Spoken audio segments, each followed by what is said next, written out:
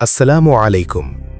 আজ আমরা এমন একটি সম্প্রদায় নিয়ে কথা বলবো যাদের নাম আমরা প্রায়ই শুনি, কিন্তু যাদের সম্পর্কে আমাদের জানা অনেকটাই অসম্পূর্ণ অথবা একপেশে। আজকের এই ভিডিওতে আমরা জানব ইয়াহুদি কারা, তাদের কিছু অজানা রীতি ও বিশ্বাস, কুরআন ও ইতিহাসে তাদের অবস্থান এবং কেন মুসলমানদের সাথে তাদের বিরোধের কথা প্রায়ই শোনা যায়। তাহলে চলুন শুরু করি। ইয়াহুদি কারা? ইয়াহুদিয়া হল একটি ধর্মীয় এবং জাতিগত সম্প্রদায়। তারা নিজেদের নবী হিসেবে মানেন হযরত মুসা আলাইহিসসালামকে। তাদের প্রধান ধর্মগ্রন্থ হল তাওরাত। ইসলামের দৃষ্টিতে আমরা বিশ্বাস করি তাওরাত আল্লাহর পক্ষ থেকেই নাজিল হয়েছিল, কিন্তু সময়ের সাথে সাথে মানুষের হস্তক্ষেপের কারণে এর মূল রূপ পরিবর্তিত হয়েছে। এখন চলুন জানি ইয়াহুদিদের কিছু অজানা রীতি ও বিশ্বাস। প্রথমত, নিজেদের নির্বাচিত জাতি মনে করা।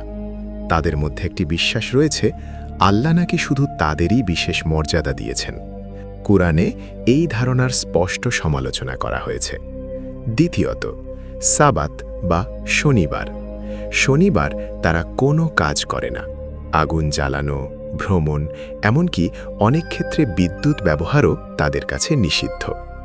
তৃতীয়ত, কোষার খাদ্য ব্যবস্থা। সব ধরনের খাবার তারা খায় না।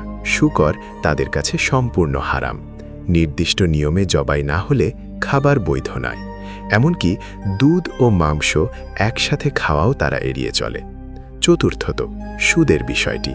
তাদের ধর্মীয় আইনে ইয়াহুদিরা একে অপরের সাথে সুদ নেয় না, কিন্তু বাইরের লোকদের সাথে অনেক সময় সুদকে বৈধ মনে করা হয়। ইয়াহুদিরা হল বনি ইসরাইল, যাদের কাছে আল্লাহ একজন নয়, একজনের পর একজন নবী পাঠিয়েছিলেন।